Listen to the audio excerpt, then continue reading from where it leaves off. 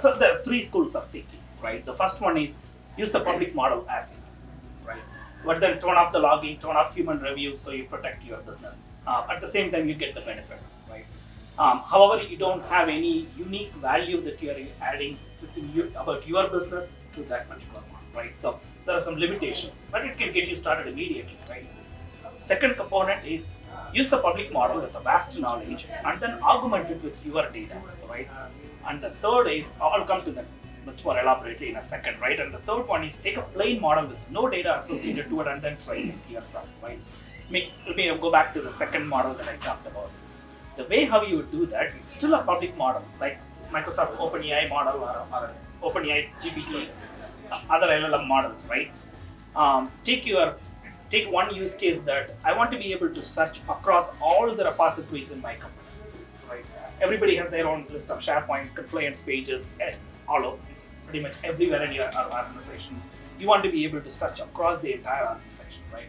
That's a common need that we all can relate to. In that case, utilize the model for content summarization, elaboration, shorten it, rewriting it perspective, or like take 5 different compliance pages and create a brand new content out of that 5 pages.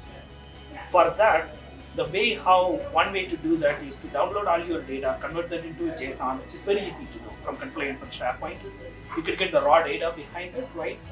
Run a cosine similarity. It's a modeling technique that you could use for a given prompt and then fetch the data, and then go to the publicly trained model, right, with the logging turned off. I have to keep saying it right, and then take the prompt, right, and also give the documents as part of the prompt, and then say produce the answer for me. So now the model has the vast universe of data, plus augmented with your own data, then it produces the results, right? At the very first question, Cody talked about hallucination, right? So you could say keep it factual in your prompt. Add it, keep it factual, do not hypothesize the information, right? And then after you get the answer, you can also ask back, is this factual or did you hypothesize in any way, right? Then try to tune it, right? So what I have found in using any type of LLM model, you never get the answer at the first shot. You have to go a couple of iterations before you get the answer right. It also goes back to how well the prompt is, right?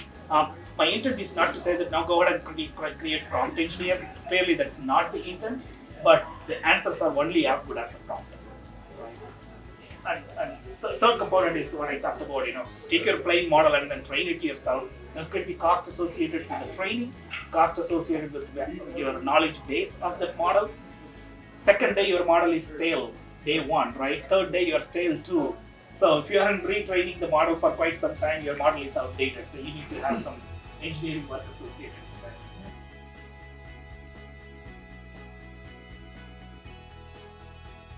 The default in ChatGPT, the app, is still to record. Yeah. But it's a little bit safer than it used to be. But that approach, you'll see like widely. It's been written up a good bit.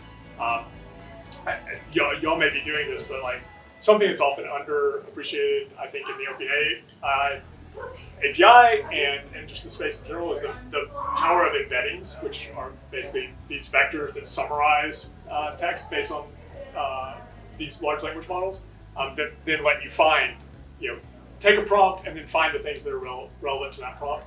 And like you said, inject those into the context that you ask the model. Because we're fortunate, like the model actually knows a little bit about our system because it's been out there since before 2021.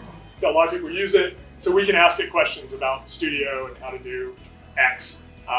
But it doesn't know anything after 2021, and it doesn't, like if you're asking questions about things that are very internal to your company, it's not going to be able to do much.